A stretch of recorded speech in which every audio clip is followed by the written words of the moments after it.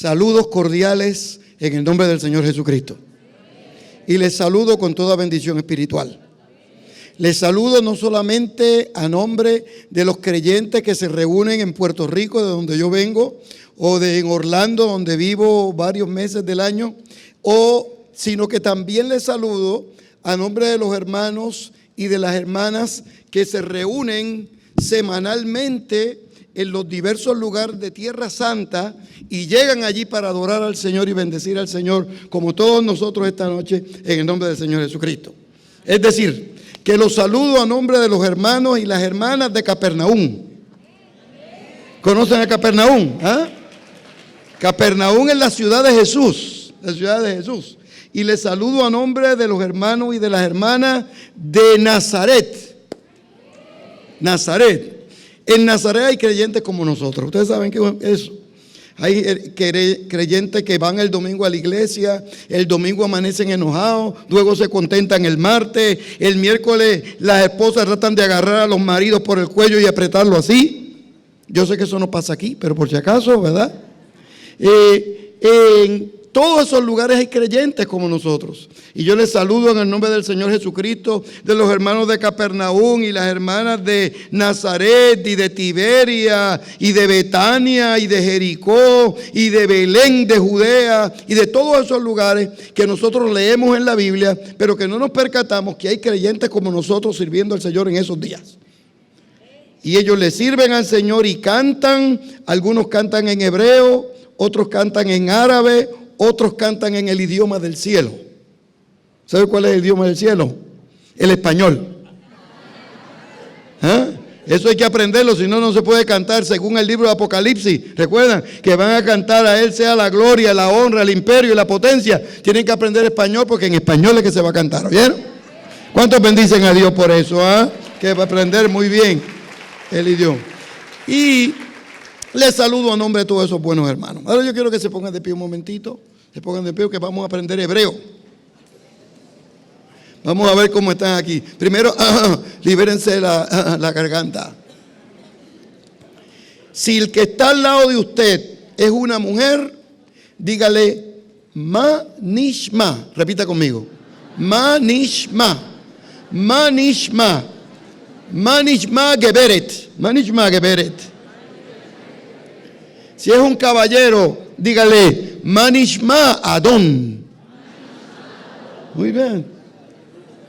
Y le pregunta, usted repite conmigo, Hakol Beseder. ¿Qué significa? Todo está bien, todo está bien. Pregúntale, Manishma Geberete Beadón Hakol Beseder. No, ya están montados. Ya están en el viaje a Tierra Santa. Ahora le contesta, Ken. Significa sí, Ken. Kol Beseder. Toda. Muchas gracias. Miren, ya aprendieron algo en hebreo en el nombre del Señor. Y cuando saludaron sus hermanos y a sus hermanas, y cuando quieren alabar al Señor así, que les voy a enseñar algo en hebreo de alabanza al Señor. Díganlo así. En vez de decir gloria a Dios, digan Baruch Hashem. Que significa alabado sea el Señor. Fíjense qué bueno. Ya estamos aprendiendo un poquitito de hebreo en el nombre del Señor.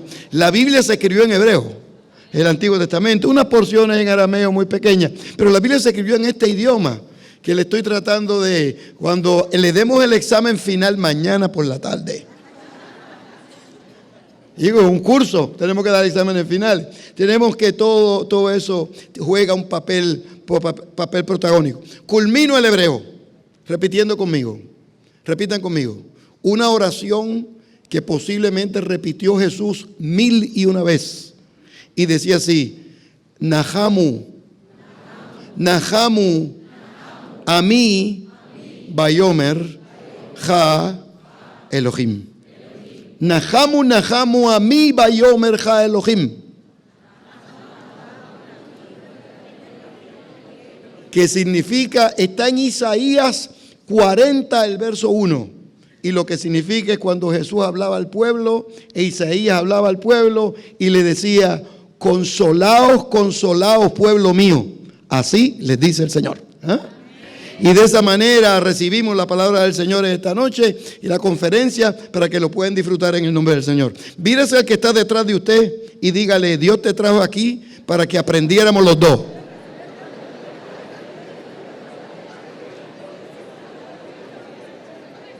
Primero salude al del frente y después al de atrás, ¿verdad? Dígale: Dios te trajo aquí, al que está al lado suyo, Dios te trajo aquí para que aprendieras. Porque la educación es un valor fundamental en la iglesia cristiana. Y porque Jesús de Nazaret, su título preferido fue el del maestro. Y sus seguidores se llamaban discípulos. Y dígale al Señor: Señor, yo quiero ser tu discípulo. Yo quiero crecer y aprender en el nombre del Señor. ¿Cuántos bendicen al Señor por eso? Si es para Cristo, déselo fuerte en el nombre del Señor. Y pueden sentarse todos. Déjenme, les voy a hablar de arqueología. Pero aquí hay un ambiente, ¿verdad?, muy grato. Ya hemos comenzado, ¿verdad?, con el pastor. Y hemos empezado este ambiente educativo tan grato. Yo les voy a hablar un poquitito de arqueología.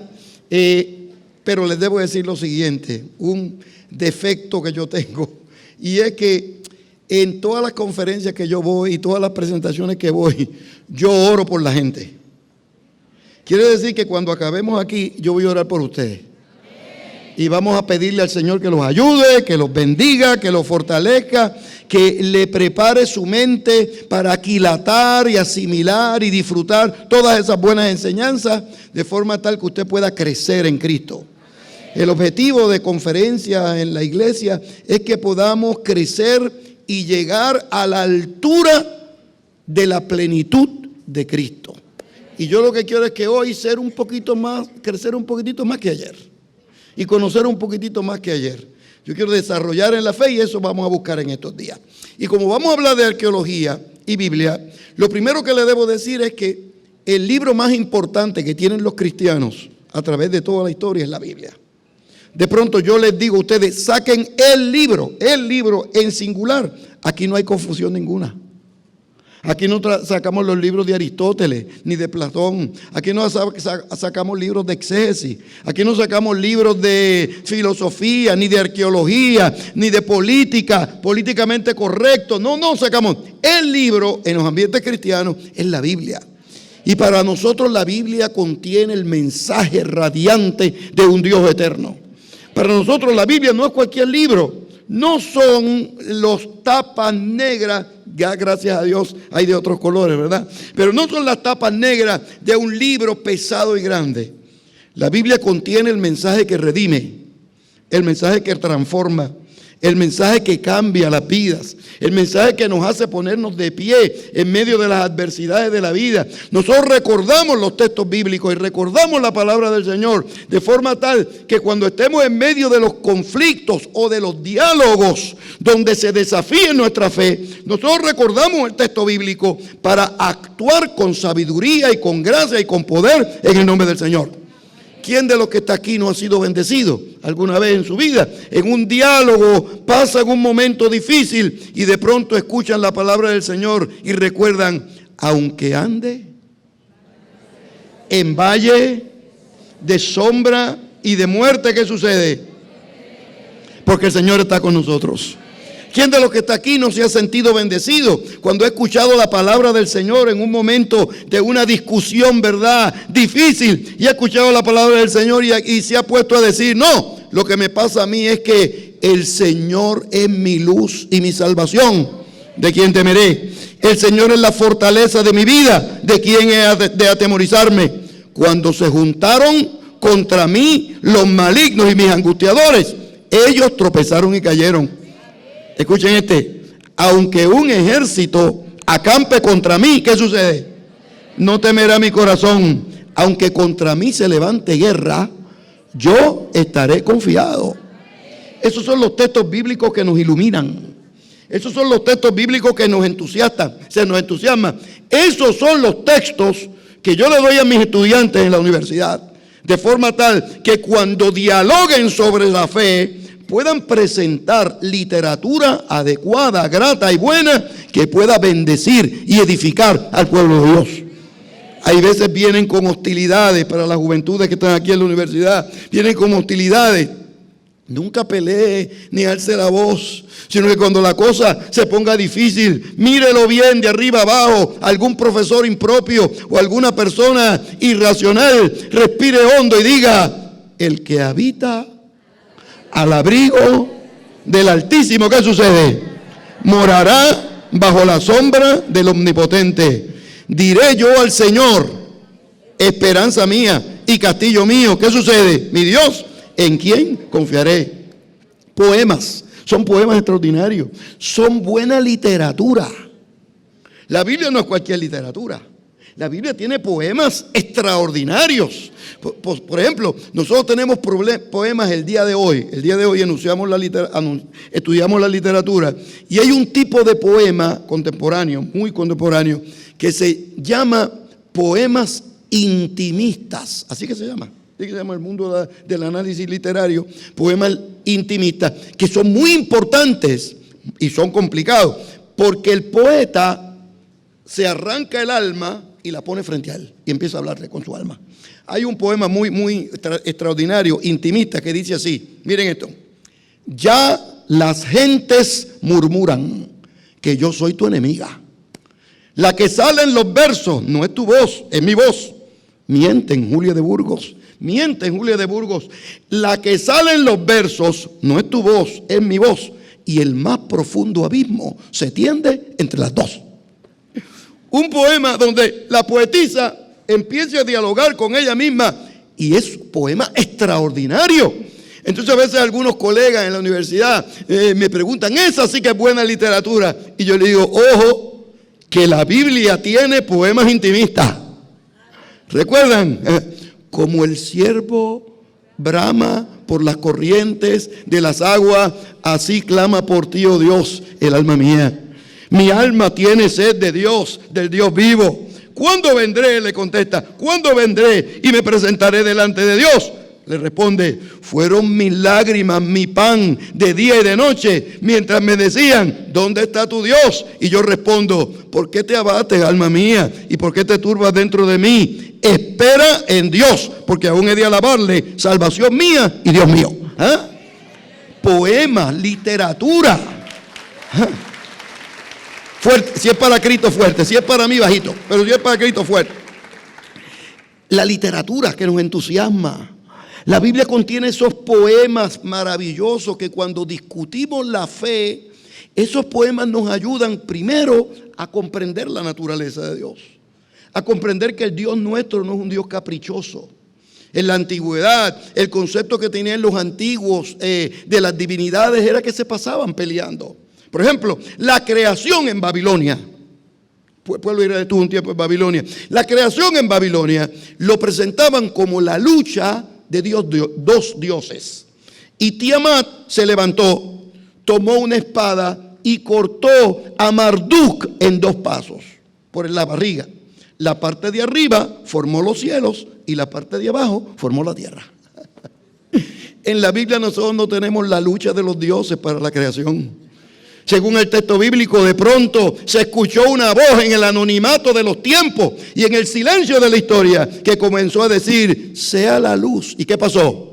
Y fue la luz. Y comenzó a decir: sea la mañana y la tarde del primer día y del segundo día y del tercer día. Y añade el texto bíblico: y Dios vio que todo era bueno. Y si lo hace Dios es bueno. Y usted, aunque sea más alto, más bajito, más gordo o más flaquito, más claro o más oscuro, tenga mucho pelo o sea inteligente, una de las dos.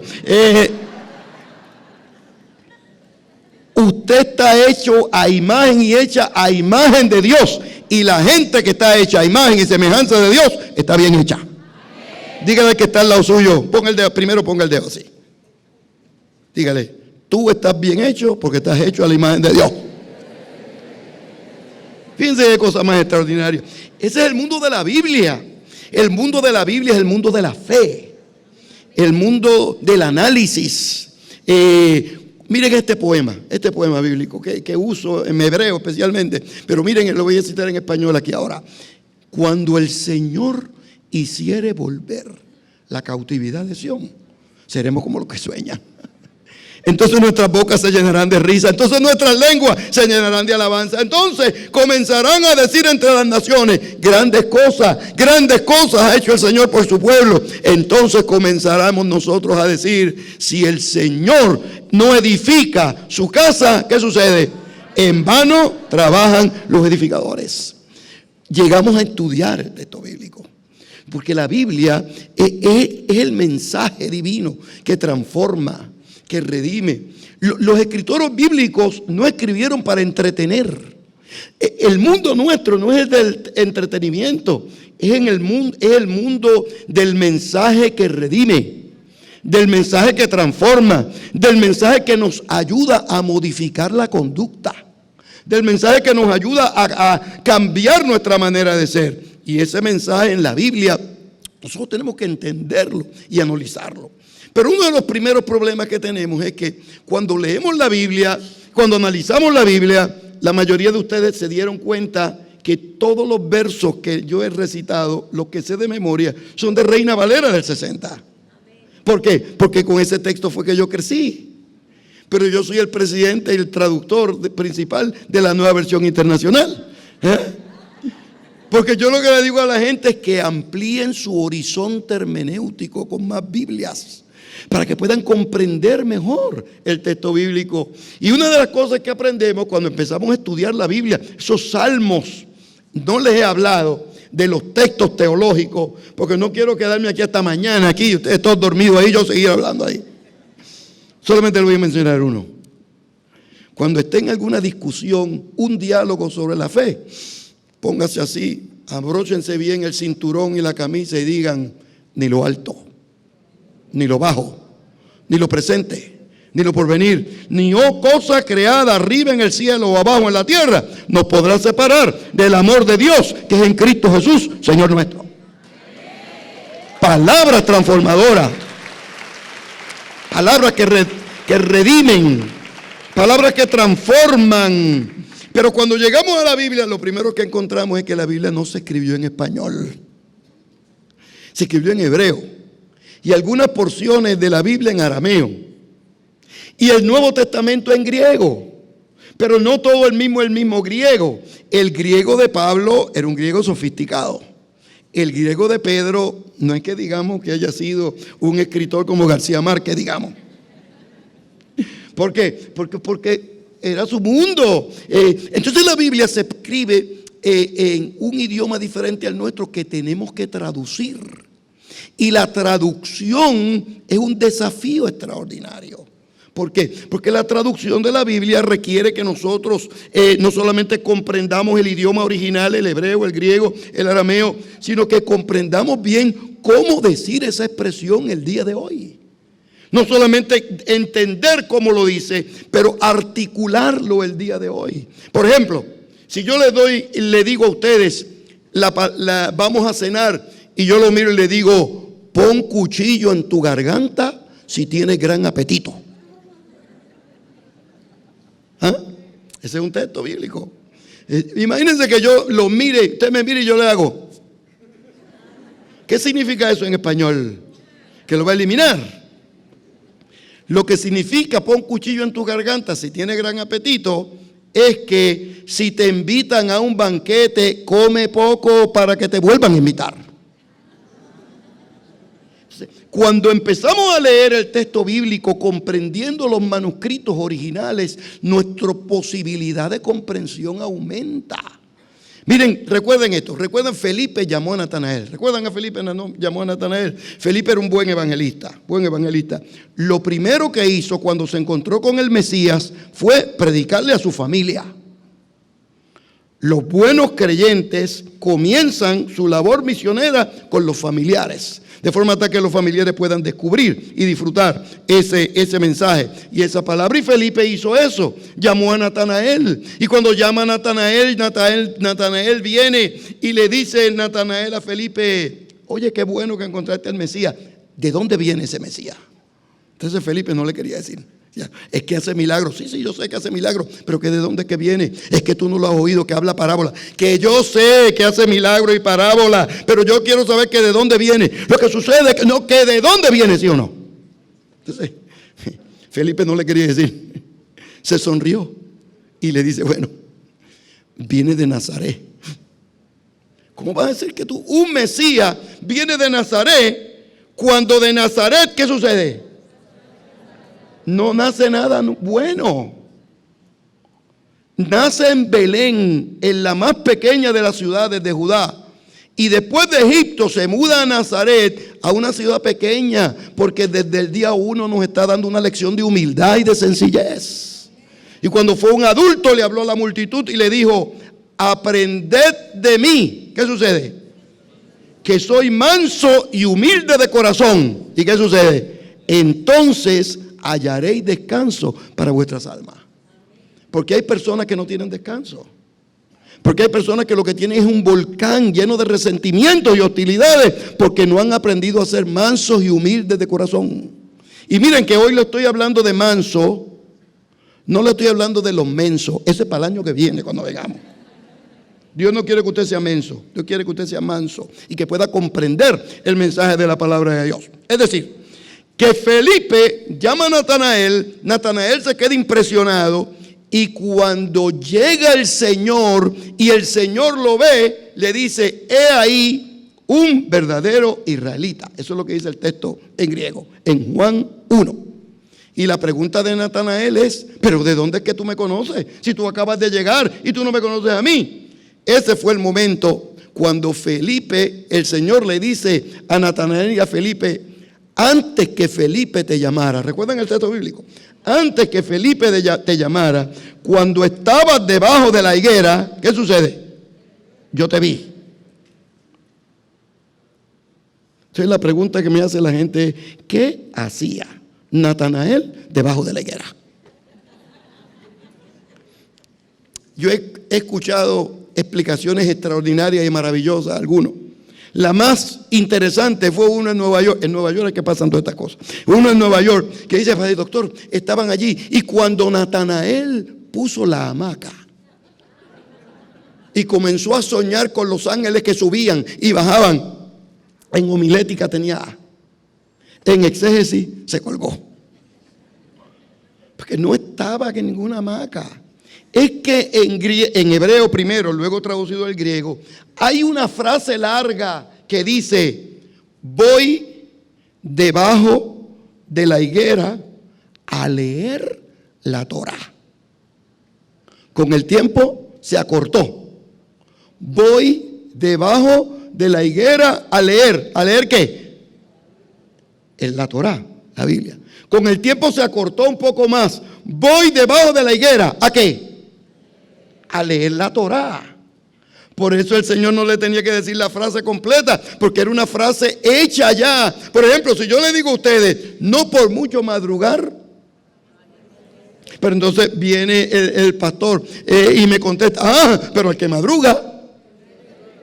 Son frases hechas y traducir esa frase requiere conocimiento y requiere disposición. Una de las primeras cosas que encontramos cuando traducimos la Biblia es que la Biblia no se escribió en español, se escribe en griego, en arameo y generalmente el Antiguo Testamento en hebreo. Uno. Segundo, la Biblia no se escribe la semana pasada. Se escribe en un mundo diferente al nuestro. La arqueología nos ayuda a entender ese mundo. El mundo, por ejemplo, mesopotámico. El mundo donde vivían muchos, en Susa, vivían muchos judíos. Y de pronto una jovencita judía de Cali se muda a Orlando y le dicen está embarazada. ¿Qué hace? Saca el teléfono celular y le escribe a la mamá, mami, ven, estoy embarazada. A las 10 de la mañana. A las 3 de la tarde, ya la mamá estaba en el aeropuerto, preparada para ir a buscarla y ayudarle. Igualmente pasaba en la antigüedad, en la época de Abraham y de Sara. Por ejemplo, una joven embarazada judía en Babilonia, en Ecbataná, en Susa o en cualquiera de las ciudades babilónicas antiguas, estaba embarazada y buscaba su mensaje de texto. Y le escribía un mensaje de texto a la mamá. Mami, ven que estoy embarazada. El único problema es que, la gente no sabía leer y escribir. Habían que buscar 2 o 3 semanas una persona que viniera, que leyera y escribiera. A las 2 o 3 semanas llegaba el amanuense y copiaba y decía, mami, ven que estoy embarazada. Segundo problema, no todos los días salían porque la gente no iban en viaje, porque la gente no viajaba solo, viajaba en caravanas. Y había que esperar 2 meses que se organizara una caravana. Luego de los 2 meses o 3 meses, la caravana salía con militares, con comida, todos salían. Pero la caravana se tardaba 9 meses, 10 meses, 11 meses en llegar a Jerusalén. Cuando llegaban a Jerusalén le daban la noticia al rey, luego a los que sabían leer y por último a los que no sabían leer como al mes. Y cuando le decían, mami, estoy embarazada, ya el niño había nacido y iba para la universidad posiblemente. Cuando uno estudia la Biblia, uno tiene que entender las culturas. Y la arqueología lo que hace es ayudarnos a comprender la cultura. Yo le voy a dar algunos ejemplos en torno a eso. Ayudarnos a comprender ese mundo que es diferente al nuestro. Una época diferente a la nuestra.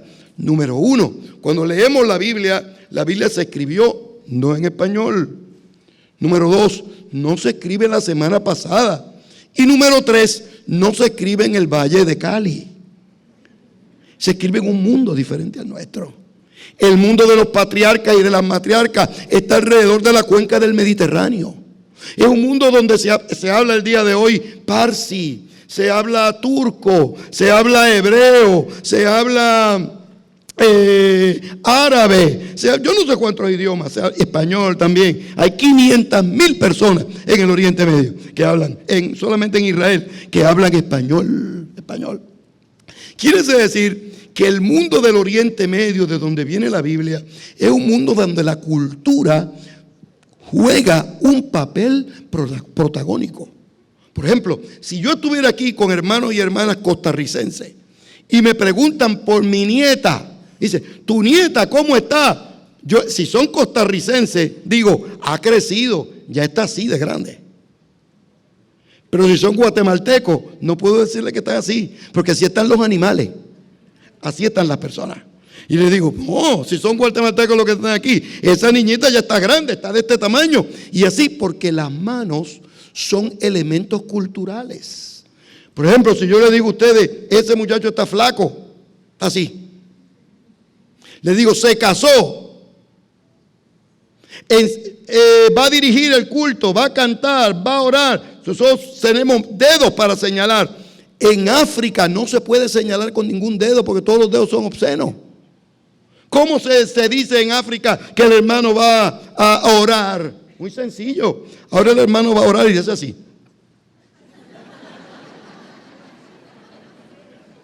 Porque cada cultura tiene sus peculiaridades. Porque cada cultura tiene su forma de ser. Y cuando llegamos al Oriente Medio y leemos las tradiciones de Abraham, que el texto bíblico dice que dejó su tierra y su parentela, porque Dios le llamó, hay toda una cultura que tenemos que entender en toda esa comunidad donde esperaban un Dios que le hablara al pueblo. Y esperaban una divinidad única, no multiplicada, única, que pudiera dirigir al pueblo por el desierto y lo llevara a la tierra prometida. Y nosotros vemos posteriormente eso en el texto bíblico. El texto bíblico no se escribe en español, no se escribe la semana pasada. La cultura es diferente. Nosotros vivimos en un mundo diferente, las manos, todo es diferente. La Biblia tiene elementos culturales que tenemos que entender para poder traducirla y entenderla. ¿Recuerdan ustedes cuando el texto bíblico dice que Jesús estaba predicando y enseñaba? Y dice el texto bíblico que uno de los discípulos que tiene apellido, al cual el Señor, ¿qué dice el texto bíblico? Amaba. Mientras el Señor iba hablando, se iba acercando a él. Y el Señor seguía hablando y se iba acercando a él. Y cuando menos lo esperaba, le puso el oído en el pecho. Yo he escuchado sermones extraordinarios sobre eso. Recientemente escuché en Ciudad de México uno que hablaba y decía: yo le doy tantas gracias a Dios que el Señor, Juan, aunque se estaba quedando sordo, amaba al Señor. No se estaba quedando sordo. Es que en Cali, Colombia, cuando ustedes quieren decir que la palabra del pastor Arturo es una palabra buena, decían amén. Cuando la palabra era grata y significativa, decían gloria a Dios y la interpretaban para su vida. Pero en el Oriente Medio no. Cuando un estudiante le quería decir a su maestro: eso que tú estás diciendo no es para esta gente aquí, esto es para mí nada más, le ponía el oído en el pecho, porque era una forma de decir: de tu corazón a mi corazón. ¿Ahora lo entendimos o no lo entendimos? El mundo de la Biblia viene de una cultura diferente. Entre nosotros las manos tienen elementos culturales. Entre nosotros la forma de mover los dedos tienen elementos culturales. Por ejemplo, yo recuerdo la vez que yo por primera vez llegué al Oriente Medio con mi esposa, y llegamos y de pronto el que me va a enseñar a mí todo Jerusalén y toda la comunidad me toma la mano y como que no me la quería soltar. Entonces, yo hice todas mis oraciones, ¿verdad? Entonces, en una él se descuidó, y yo le solté la mano. El segundo día viene, me saluda, pero me tomó la mano y me echó una llave y yo no pude soltarla. Entonces yo oraba al Señor: Señor, que no aparezca otro puertorriqueño por aquí. Yo estaba consagradito. Fui cogido de mano, todo paseando. El tercer día, en vez de tomarme la mano de esa manera, me lo toma de esta manera. Yo dije: Señor, ayúdame. Y yo fui, pero yo iba con los ojos cerrados para no ver a nadie. Yo con los ojos cerrados, caminando, y decía: muéveme ahí todo. Pero faltaba el cuarto día. Cuando yo veo que el hombre viene el cuarto día, yo sudando. Todas las oraciones yo le hice esa noche. Entonces yo sudando, él llega y me saluda. Y me dice: doctor, el primer día usted era un visitante. El segundo día usted era un amigo. El tercer día usted era un hermano. Me lo estaba diciendo con las manos y yo no lo notaba. Porque yo vengo de otra cultura, donde tomarse de la mano es con la esposa. Aquí lo tenemos tomado de la mano, porque eso es un elemento de esposo y esposa. Dos hombres no van, bueno, lo normal no es que sea, como muy bien, ¿verdad?, dijo el pastor Arturo, lo normal no es que vayan tomados de la mano, sino que cada hay un espacio sagrado que nosotros distinguimos en el mundo latinoamericano, cosa que es diferente en el Oriente Medio. Y tenemos que comprenderlo, que la Biblia revela esa cultura. Cuando nosotros estudiamos la Biblia tenemos que comprender esos detalles. Cuando nosotros estudiamos la Biblia tenemos que comprender esas peculiaridades. Tenemos que comprender, por ejemplo, que la Biblia no se escribió en español, si quieren ponerlo, que la Biblia no se escribe en español, se escriben los textos originales de la Biblia. Segundo, no se escribió la semana pasada. Y tercero, la cultura es diferente. Si quieren ponerlo, ¿verdad? No es por nada, pero ya está. Muy bien. Por ejemplo, nosotros, la arqueología nos ayuda, muy bien. La arqueología nos ayuda a entender un poco mejor el mundo de la Biblia. Y la arqueología nos ayuda. Pero cuando nosotros hablamos de arqueología, lo que pensamos en Indiana Jones y en Látigo y en que iban a Petra y iban luchando por todos los lugares. El modelo de Indiana Jones es lo que viene a nuestra mente. Sin embargo, la arqueología tiene otras virtudes que nos ayudan. Por ejemplo, la acción contemporánea de la arqueología se puede relacionar ciertamente con Napoleón Bonaparte, que envió a Egipto varios componentes militares, pero también envió científicos al valle, similar a este valle, al valle donde hay una arqueología extraordinaria en Egipto. Y ellos fueron allí a cobrarlo todo y a recogerlo y estudiarlo. Y cuando llegaron allí, una de las cosas que descubrieron fue la piedra Rosetta. Ahora mírenla bien, ven tres áreas en la piedra. Son 3 idiomas, pero uno de los idiomas abajo es el griego. El griego koiné que se hablaba en la cuenca del Mediterráneo, que le permitió descifrar los jeroglíficos egipcios que habían descubierto antes de Napoleón Bonaparte o después. Quiere decir que Napoleón contribuyó positivamente al descubrimiento y a la arqueología de la época. No sé por qué. Muy bien. Se encuentra, esa expresión arqueológica se conoce como la piedra Rosetta y nos ayuda a entender y a descifrar los descubrimientos arqueológicos. ¿No será mejor que tú lo cambies allá? La Biblia es el documento, lo cambias allá, yo te digo, ¿ok? La Biblia es el documento que contiene la palabra del Señor y nosotros afirmamos que la Biblia es un documento especial. Nosotros tenemos la Biblia, la afirmamos, la recitamos, la aprendemos de memoria. La Biblia es el documento más importante que nosotros tenemos. Por ejemplo, puede ser que alguien no me crea aquí. Busque la constitución de su iglesia. La constitución de aquí. Va a decir, esta es la iglesia, se llama Casa sobre la Roca en Cali. Número 1, existimos para predicar el evangelio. Y entre comillas, Mateo 28:28. Hasta en las constituciones la citamos. En las bodas, citamos la Biblia. En los funerales, ¿qué hacemos? Citamos la Biblia. En los bautismos, ¿qué hacemos? Citamos la Biblia. Con los enfermos, la Biblia. Con los que están bien, la Biblia. En los bautismos de muñeca, la Biblia también. Todos tenemos la Biblia. Porque es el texto más importante, próximo, porque nosotros tenemos, porque la Biblia contiene el mensaje de la palabra del Señor. Pero la arqueología, la arqueología nos ayuda a comprender la cultura que escribió la Biblia. La cultura egipcia, la cultura romana, la cultura griega, la próxima. La Biblia nos ayuda a comprender esas culturas y esas culturas nos permiten comprender el texto bíblico.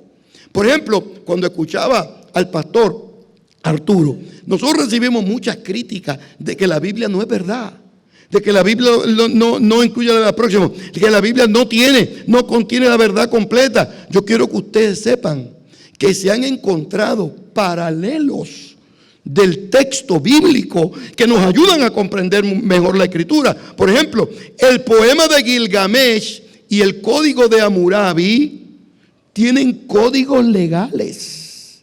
Pero hay una expresión que es significativa para nosotros, porque el texto de Moisés dice, si alguno lo hiere, respondemos ojo por ojo, ¿y qué más?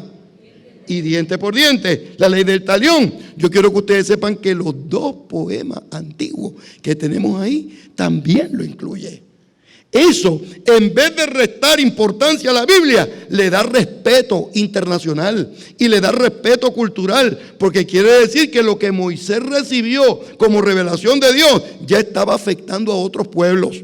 Esas 2 expresiones poéticas, los dioses no dan revelaciones con implicaciones éticas y morales, sino que dictan las leyes porque estaban cansados, o en el caso de Gilgamesh, porque la gente en el mundo estaba haciendo mucho ruido. Entonces él le dio la sentencia de forma tal que se callaran y pudieran moderar lo que hacían. El próximo, ese es el mundo de la arqueología ayudando la Biblia. Ahora, yo les voy a explicar esto muy bien, porque la gente me dice, donde quiera que yo voy a hablar de este tema, me dice, pero mire, recuerde que la Biblia confirma. Y yo le digo, ojo, a nosotros no hay que confirmarnos nada. Nosotros lo creemos. Punto. Y van a ver hoy, mañana yo les voy a hablar un poquitito de la resurrección y les voy a hablar ahorita, voy a mencionar a Jericó. Nosotros creemos eso. Pero en el debate de la fe, en el diálogo con otras personas que no creen, entonces corroboramos el mensaje bíblico con descubrimientos arqueológicos que nos ayudan a comprender y a explicar el mensaje de las Escrituras. El próximo, pueden ver de una manera especial que hay detalles importantes. Por ejemplo, habíamos sido criticados en los años 50 del siglo pasado, porque esta experiencia que dice la Escritura, que Abraham ya tenía camellos la sociedad decía, eso es una mentira, porque en la época de Abraham no habían camellos. Ojo, ojo, que hemos descubierto jeroglíficos y hemos descubierto documentos y hemos descubierto grafía en las paredes del siglo XVIII antes de Cristo, donde se dibujaron camellos. Es decir, que lo que la Biblia dice, en efecto, tenía razón. Número uno, la importancia de los detalles. Por ejemplo, los ladrillos con paja. Hubo un arqueólogo muy famoso que decía por los años 30 o 40 que eso era un error, que los ladrillos no se hacían con paja, que eso es una descripción bíblica equivocada. Bueno, pues la arqueología moderna ha descubierto ladrillos y ha descubierto que los ladrillos descubiertos de esa época tenían paja, pero no solamente tenían paja, sino que se ha descubierto el día de hoy que los ladrillos con agua de un barro y fango del río Nilo eran fuertes, pero si le añadían paja tenía 3 veces más fuerza. Es decir, que añadirle la paja no era secundario, era importante para ellos. Seguimos. Pero para que tengan una idea, como la próxima si quiere, para que tengan una idea, no solamente la escritura nos revela esos detalles minúsculos, como la presencia de camellos, la presencia de la paja. Se ha descubierto en una de las tumbas de los reyes y de los momificados un cuadro, miren aquí frente a ustedes, donde están haciendo ladrillos. Por ejemplo, los que están de pie con la jarra sobre su hombro, ahí llevan el barro. El que está abajo lleva una jarra con mucha paja, con mucha grama y hierba seca. Y de ahí se saca la paja en el medio. Y arriba, a la izquierda, pueden ver donde se preparaban los barros. A la derecha, arriba, pueden ver una persona moldeando la paja y el barro. Y arriba, cómo quedaban los barros. Esto viene del 1450 antes de Cristo. La época de Moisés, donde el texto bíblico dice en Éxodo que el faraón se enojó tanto con los israelitas, con los antiguos hebreos, que le dijo, no le vamos a dar más paja, que ellos mismos la busquen. Pues aquí tenemos un ejemplo concreto de que eso ya se estaba dando. Por ejemplo, Jericó. Jericó es una ciudad extraordinaria, con una importancia teológica y una importancia histórica y arqueológica fundamental. Número uno, Jericó es la ciudad más antigua del universo. Jericó, la más antigua. Como ciudad, hay asentamientos más pequeños, más antiguos en diversas partes del mundo. Pero como ciudad, esta es la ciudad más antigua que nosotros tenemos. Número uno. 2, Jericó es importante porque es la ciudad más bajita. Menos 400 metros, para ser exacto, menos 417 metros debajo del nivel del mar. La ciudad más bajita. Tercero, es importante por razón teológica. Vuelve atrás. Es importante por razones teológicas. Porque esa fue la primera ciudad que conquistó Josué. Y llegaron allí. Y es importante desde la perspectiva histórica, la más antigua. Desde la perspectiva geográfica, la más bajita. Pero desde la perspectiva histórica, esa ciudad es fundamental. Porque quiere decir que el Dios bíblico promete y cumple. El Dios bíblico revela y hace realidad su revelación. Y aquí nosotros tenemos 2 elementos. En primer lugar, a mano izquierda, una representación de la ciudad de Jericó antigua. Pueden ver a la mano derecha, en el dibujo, pueden ver la entrada. Y pueden ver atrás, en la parte izquierda del dibujo, una construcción media redonda, circular, que es una de las esquinas de los muros de Jericó. Los que vayan con nosotros a la Tierra Santa, los vamos a llevar allí para que toquen los muros. Para que toquen los muros. Y lo vean ahí, en vivo, en el nombre del Señor. Y ustedes ven a la derecha algunas de las piedras del muro. Para que tengan una idea, ustedes saben, un vehículo, un carro, un Volkswagen, no sé, Chevrolet, lo que sea. Encima de esas columnas, encima de esa muralla, sobre la muralla cabía no solamente un carro y medio de lo ancho que eran. Y nosotros podemos ver el día de hoy dónde están las murallas, podemos ver cómo cayeron. Por ejemplo, en la antigüedad, cuando se destruyó una ciudad, empezaban a tirar los bloques de arriba, iban de arriba, abajo, porque no había como el día de hoy dinamita para ir de abajo para arriba.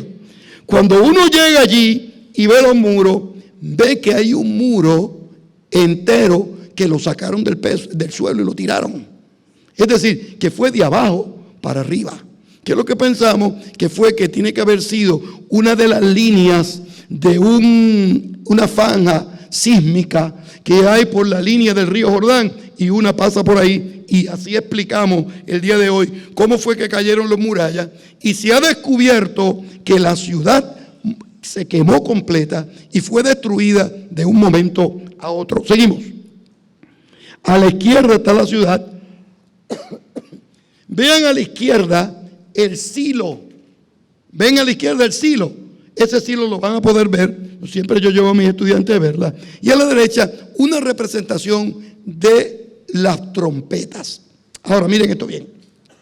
El relato de las trompetas es muy importante, porque si ustedes lo notan bien, es como si fuera un culto. Cada día se organizaban, tocaban las trompetas, porque hay un elemento cultico aquí. En la revelación de Dios, el pueblo también tiene que adorar y bendecir al Señor para conquistar la ciudad. Seguimos.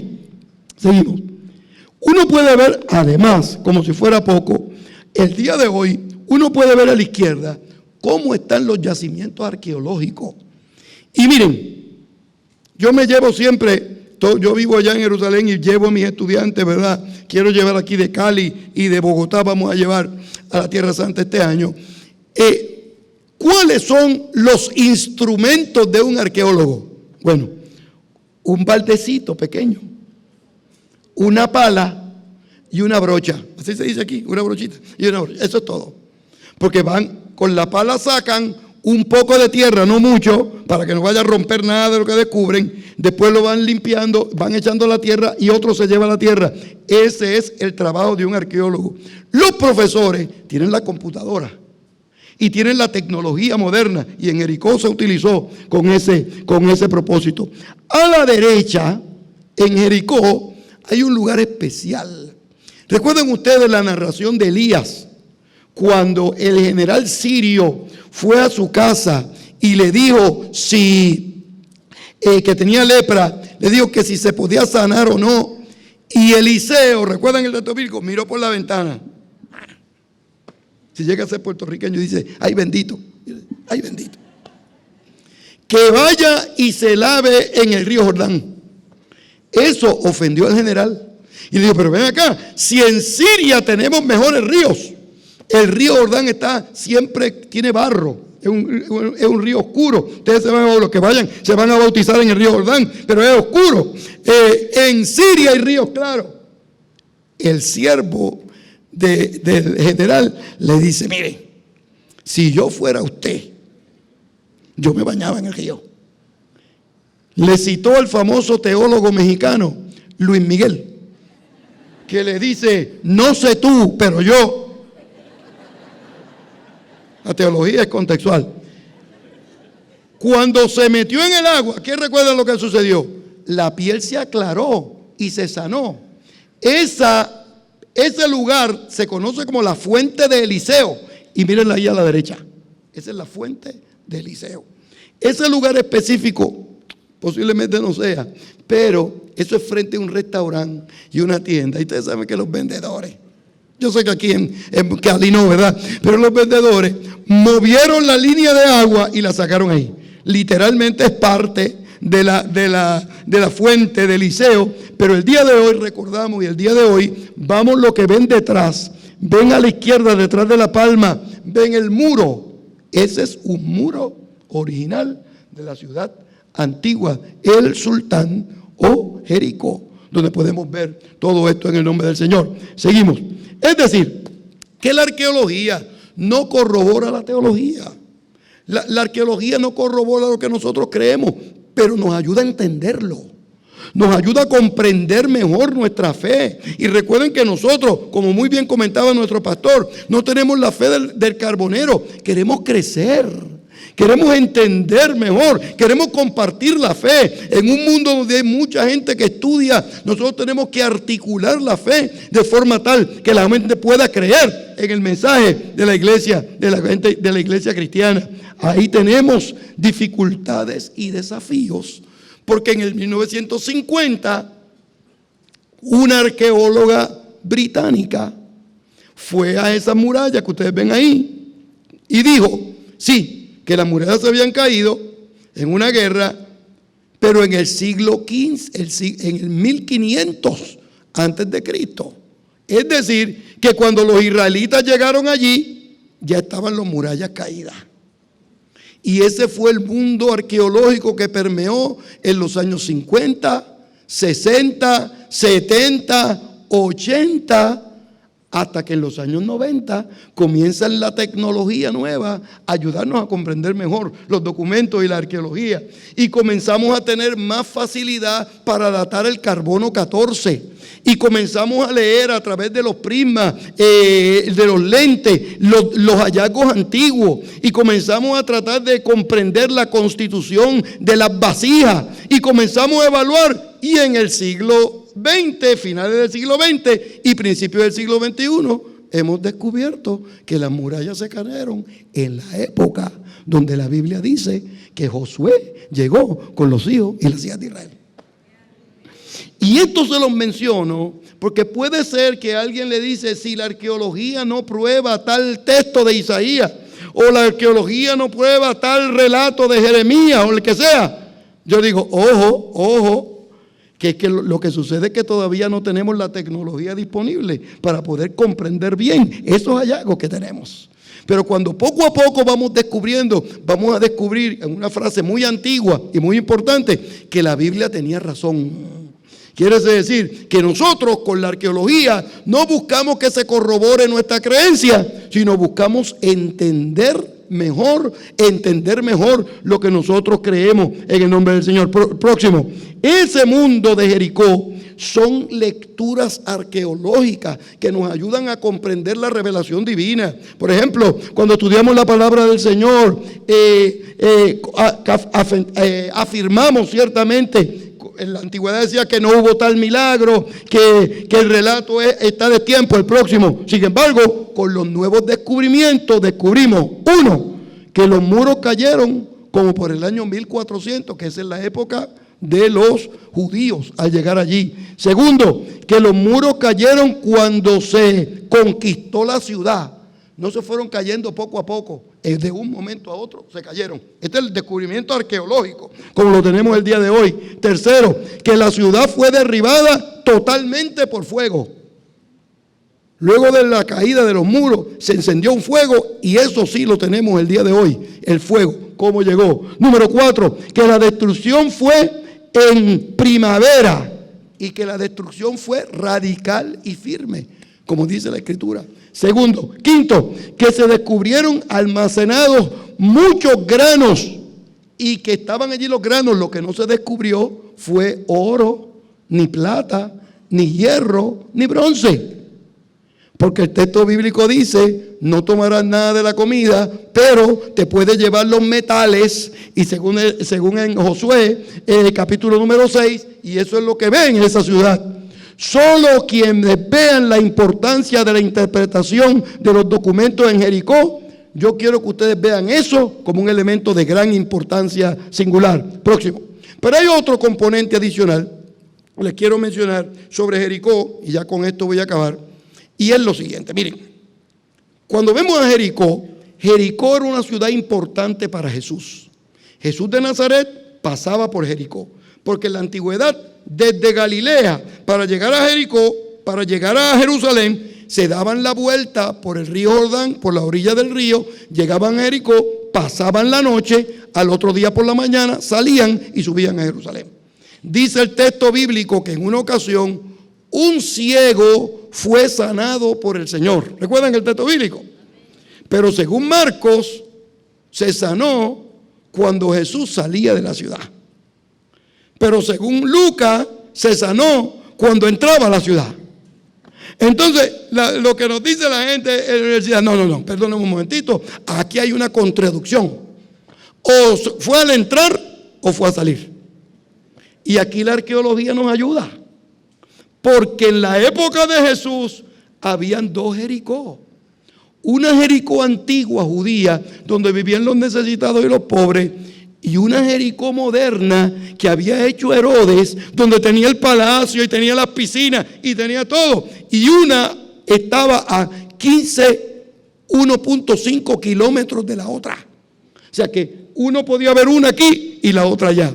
Quiere decir que cuando el texto bíblico dice que lo sanó cuando salía de una ciudad, porque Lucas lo vio salir, entrando a la ciudad, porque lo vio desde la ciudad de Herodes, porque era más griego.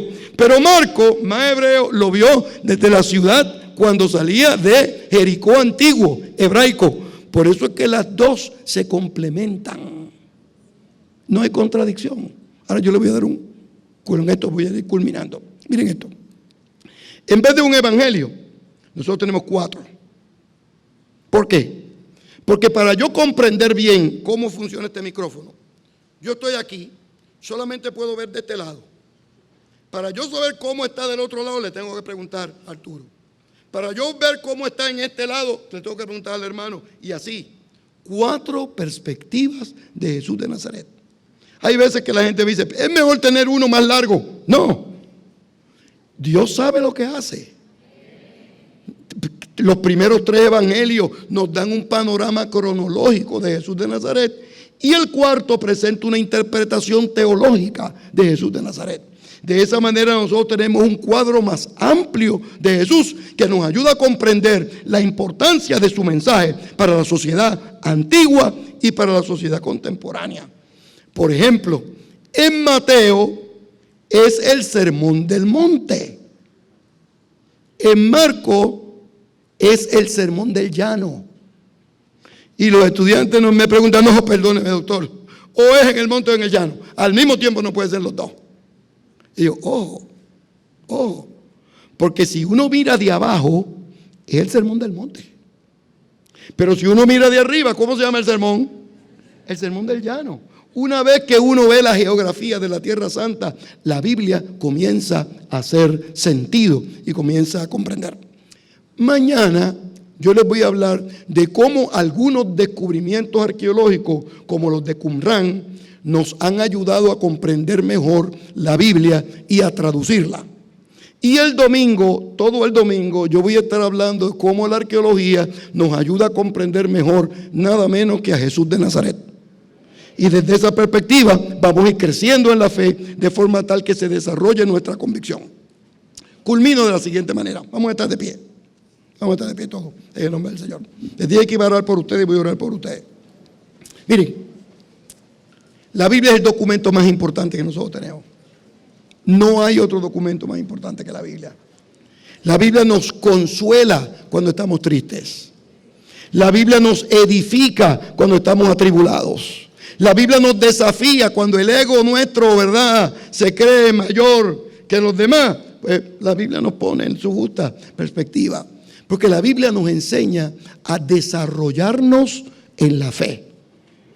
Porque el objetivo del apóstol Pablo no es que la gente memorizara los textos del Antiguo Testamento, es que los pusiera en práctica, que se entendiera la fe para poder vivir la fe y compartir la fe. Yo he descubierto, mientras estoy por todos lugares, mundo de Dios, no solamente en América Latina, África también, en el Asia, que la gente tiene muchos problemas, muchas dificultades. Entonces, cuando uno empieza a investigar un poquitito, descubre que ese problema no empezó la semana pasada. Empezó hace 5 años cuando se tomaron las decisiones equivocadas. Y donde quiera que voy en estos días, yo estoy orando por personas que están tomando decisiones importantes. Mire, si la decisión es que se va a poner una corbatita Búsquese una corbatita que más o menos pegue, pero eso no es importante. Si la decisión es cambiarse el color de los zapatos, busque que una cartera que le combine. Esa decisión no es importante. Pero si quiere cambiar de trabajo, eso va a afectar a su familia. Si quiere cambiar de casa, eso va a afectar a su familia. Si quiere cambiar de ciudad, eso va a afectar. Si quiere cambiar de familia, venga cogiendo el altar aquí para que vamos a orar por usted en el nombre del Señor. O sea, las decisiones importantes en la vida se toman pensadas y de manera sobria. Y la Biblia nos ayuda a entender los valores y los principios que debemos tomar en consideración para tomar las decisiones importantes en la vida. Si alguien aquí está tomando alguna decisión importante en estos días, yo le voy a pedir que se llegue al altar conmigo en el nombre del Señor. Si alguno el día de hoy está tomando decisiones, especialmente yo digo esto donde hay jóvenes que están tomando decisiones, que se casan, que se enamoran, este es el momento de decirle al Señor, Señor, toma mi vida y hazla de nuevo. Este es el momento de decirle al Señor, Señor, ayúdame a tomar decisiones sabias, porque a última instancia las consecuencias de esas decisiones, ¿quién las va a pagar? Usted, en el nombre del Señor. Así que si hay alguien que quiera, me dice, mire doctor, yo quiero que ore por mí, Dios te bendiga. Si alguien más quiere que ore por usted, indíquemelo y vamos a pedirle a Dios que le sostenga y que le dé sabiduría de forma tal que pueda tomar decisiones adecuadas en el momento oportuno, en el nombre del Señor. Y repitan conmigo que vamos a hacer esta oración, sí, que vamos a hacer esta oración en hebreo. Estos que han levantado la mano, oran al Señor. Oramos al Señor. Ashira. Repiten conmigo. Ashira. Ashira le Yahweh. Kiga oga. Sus berrobo. Ramabayam. Ashira le Yahweh. Kiga oga. Sus berrobo. Ramabayam. Que siga. Alabaré al Señor por siempre. Su nombre tiene todo poder. Alabaré al Señor en todo tiempo, porque al caballo y al jinete ha tirado a la mar. Y culmina el poema diciendo, porque echó a la mar los carros del faraón. Quiere decir que cuando usted tenga que pasar un mal rato en la vida, en vez de dar un puño en la mesa y hablar malo, diga, porque echó a la mar los carros del faraón, también me va a ayudar a mí en esta hora. Porque echó a la mar los carros del faraón, me va a ayudar con mi esposo, y me va a ayudar con mi esposa, y me va a ayudar con mis hijos, y me va a ayudar en mi ministerio, y me va a ayudar donde quiera que esté. Porque echó a la mar los carros del faraón, el Dios de paz, que quebrantará presto a Satanás y lo pondrá bajo la planta de nuestros pies, nos va a dar la victoria por medio de nuestro Señor, por medio de nuestro Señor Jesucristo. Dios les bendiga.